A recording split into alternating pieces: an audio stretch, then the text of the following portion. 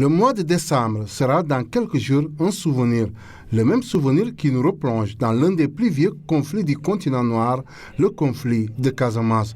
Car depuis hier, la crise dans cette partie méridionale du Sénégal a fait 35 ans.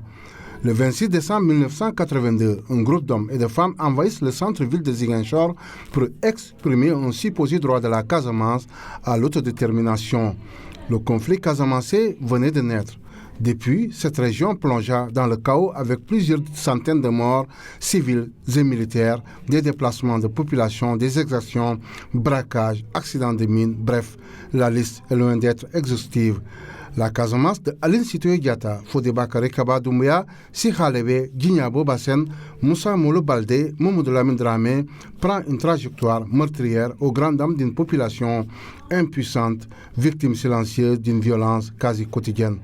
35 ans après le déclenchement de ce mouvement irrédentiste incarné par une organisation qui se fait appeler Mouvement des Forces démocratiques de la Casamance, beaucoup d'eau a coulé sous les ponts avec un MFDC décapité par la mort de ces figures historiques que sont Abbé Augustin Diamacoune Senghor, Sidi Badji, Sanonou Bodian, Sarani Manga Badiane, etc.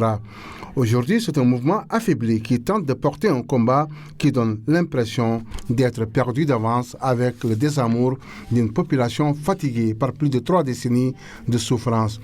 Certes, aucun accord de paix n'a été signé entre les belligérants que sont l'État et le mouvement séparatiste de Casamance, mais l'accalmie a fini de s'imposer pour dire simplement que le processus de paix, très souvent grippé, semble irréversible, ce qui donne de l'espoir à la jeune génération notamment qui est née et a grandi dans une ambiance de violence.